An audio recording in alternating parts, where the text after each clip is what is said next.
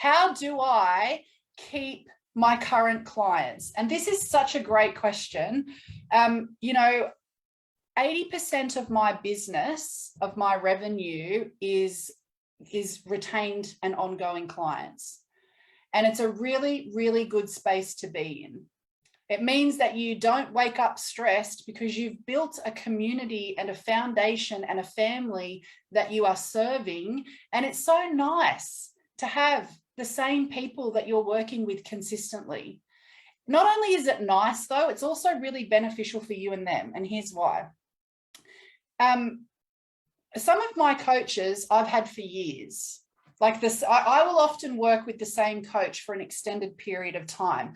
As the consumer of coaching, I get so much more out of having the same coach because that person knows me so intimately and deeply that they are able to help me get more profound results quicker because they know my shit, as in my bullshit, right?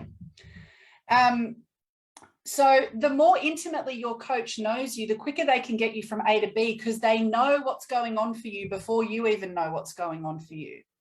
So as the consumer of coaching, it's really, really wise to stay with the same coach for an extended period of time if you're getting the value, of course, right? Pardon me. And then as the coach, as the business owner, as the service provider, it's really, really beautiful for you because it's not easy to find people that you absolutely love and light up serving, right? Like it is easy, but it's not. Meaning that there's 8 billion people out there. We can have clients and we can serve people consistently.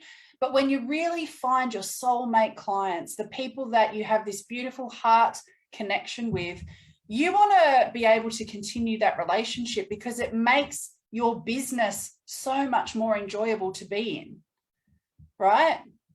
So this is a great question that came through from Brittany, and she said, how do you professionally ask a client if they would like to continue on coaching with you, especially when you know they need it and they probably want more? So it's going to be super, super simple. I'm going to give you the super simplistic way to do it, right? Which is this. In the second last session that's coming up for them in their package, you want to highlight that the work that you've been doing is about to come to an end.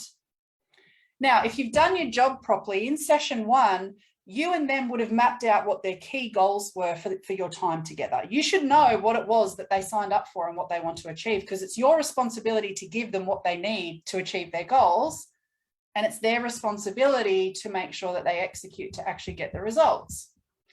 So you should have a focal point for this conversation, which is, did you achieve what you signed up to achieve with me so far? Right? They're going to say yes, hopefully. I am sure you got them there. And then you're going to ask them, what benefits have you seen over the course of our work together so far? Get them to list the things that they've gotten out of the work that they've done with you.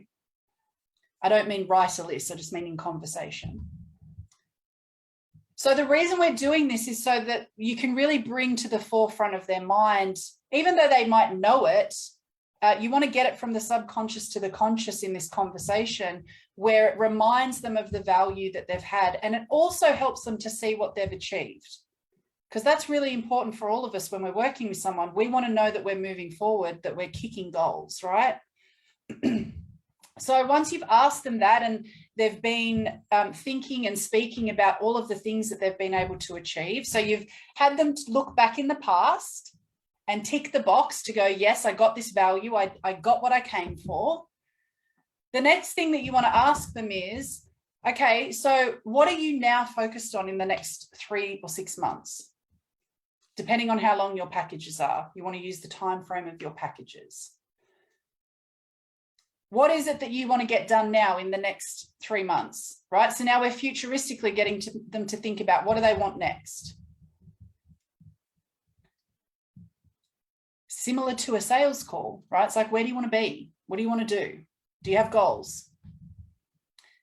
And then once they've listed those, what I say, what I would, I encourage you obviously to come from a heartfelt space, but if you can see that you are the vehicle for that for them, then I really just simply, and some of you will know this already because we've had these conversations for some of you that are here, I will say something like, well, I would love to keep working with you and I believe that I can help you achieve A, B, and C. So would you like to continue on working together? Most of the time they say yes, not always. There'll be reasons why they don't. But basically the overview of the process is get them to look backwards and really acknowledge themselves for what they've done through their work with you. Get them to look forwards. What are they now wanting to achieve? And share that you would love to continue working with them and extend that offer. So it's really, really that simple, yes? I think sometimes we have this habit of complicating things inside of our business. It's almost like we treat our clients different to how we would treat our family. Like, if you're in the lounge room and you want to do something with your partner or you want your kid to do something, most of the time you're just going to come out and be really authentic about it. You're not going to really overthink the process too much, right? And I think sometimes in business, we forget that we're still just dealing with humans. And if you have an open heart and you're loving on these people, you can't get it wrong. So I really like the question because, yes, there is a strategic process around it, 1, 2, 3, but just remember to show up and just be authentic as well, because that's the biggest thing. So does that make sense, team? Okay, so I'm jumping into the chat.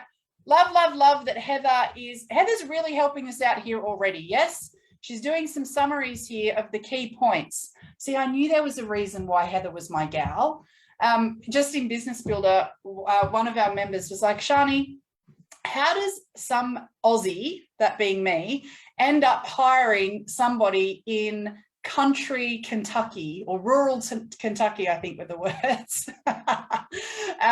And I just am so, so grateful that Heather is here summarizing what's going on. It's making my life a whole lot easier and it's really helping you guys to see what's happening. So that's awesome. Thank you so much, Heather. Okay. What's going on, team? What's happening?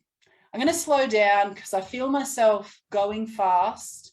Give me a hashtag fast if I'm going too fast. Tell me I'm going too fast. Tell me I got to slow down. Most of you know that I just talk 100 miles an hour, and sometimes I forget that I've got to slow down. So just tell me if I'm going too fast. But was that beneficial? Was that helpful? Yes. And lol, too fast. Seriously, you want to look to retain your clients as much as possible because that's part of having a stable and thriving business. No matter if you're at 0K, 10K or 100K months, it's really a key component. And who doesn't want to work with people that we love? Yes. So when you bring them into your world, you want to keep them there for as long as possible, as long as you're providing value and as long as they're getting value, of course, right? You will always outgrow your clients and they'll always outgrow you. But that journey looks different for each person. Some people will stay with you for 6 months, some will stay with you for 6 years. But eventually, humans being humans, we are going to outgrow each other and that's okay. But I love to keep my people for as long as I possibly can because you guys are incredible and I'm really, really lucky to have you. So thank you.